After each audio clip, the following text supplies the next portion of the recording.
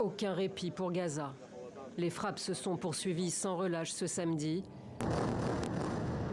Après une nuit d'intenses bombardements, sans précédent, et d'affrontements entre l'armée israélienne et combattants du Hamas, qui a aussi répondu par des salves de roquettes en direction d'Israël.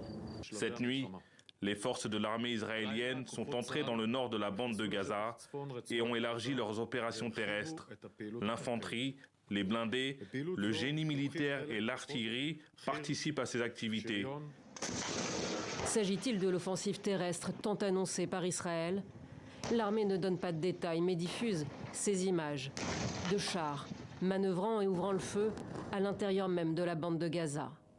150 cibles souterraines ont été frappées dans la nuit et des commandants du Hamas ont été tués, affirment les autorités. Nous avons franchi une étape dans la guerre.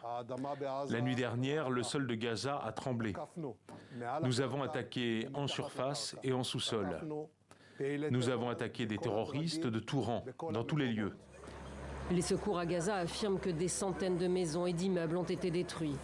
Ici, des habitants de ce camp situé dans le nord racontent que les frappes de cette nuit ont été pires qu'un tremblement de terre. Il y a eu des bombardements aléatoires provenant de toutes les directions, de la terre, de la mer et de l'air. Ils nous ont tous bombardés la nuit dernière. Qui bombarde-t-il? Les civils, y compris des femmes et des enfants qui dormaient paisiblement chez eux en pleine nuit. Depuis vendredi, tous les moyens de communication au sein de l'enclave sont coupés. Des ONG, des agences de l'ONU indiquent avoir perdu le contact avec leurs équipes. Le chef des Nations Unies appelle à un cessez-le-feu humanitaire alors que le conflit s'étend au sud du Liban où l'armée israélienne assure avoir ciblé des positions du Hezbollah ce samedi.